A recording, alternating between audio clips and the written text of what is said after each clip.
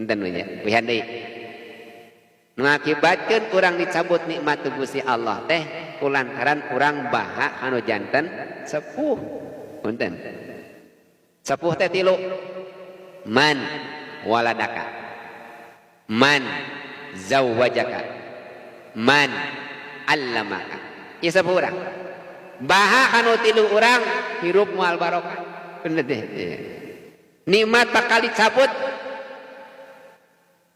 jalmi anu ngalahirkeun urang nyata orang tua asli, jalmi anu nikahkeun urang mitoha, jalmi nu ngajarkeun urang guru.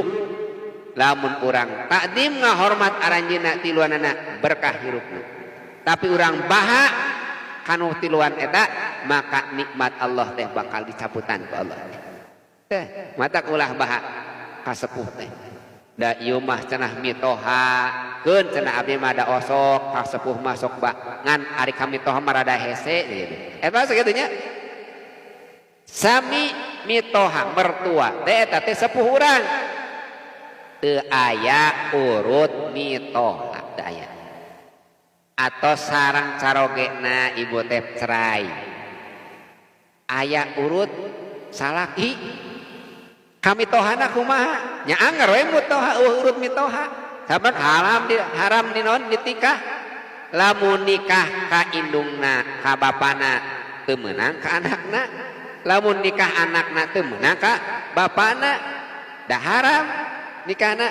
Oh berarti eta teh teu aya urutna, teu aya urut anak, teu aya urut mitoha, teu aya. Nalika urang teh paantel dina hukum fikih sasalaman tos cerai jeung carogena teu batal anger gitu. Ibu mah sareng caroge pas sasalaman batal eta teh. Upami sareng mertua mah teu batal. Milih anehnya emang da teu batal suruh fikih mah. Mitoha nyai sareng mitoha pamegat urang teh salaman teu batal. Samun sareng caroge mah batal. Sabab naon? Caroge mah halal ditikah, halal dicerai. Ari mitoha haram ditikah. Teu bisa nyerai ka mitoha mah. Angger teu aya tungtungna mitoha mah. Eueuh urut mitoha.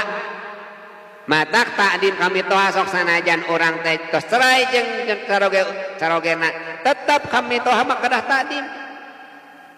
Dal sepuh urang. Itu. Tiasan teh barokah. Termasuk ka guru teu aya urut guru. Saeta tilas guru abdi aya bahasa tilas ja. Elmuna masih kana aya di urang, teu aya urut guru.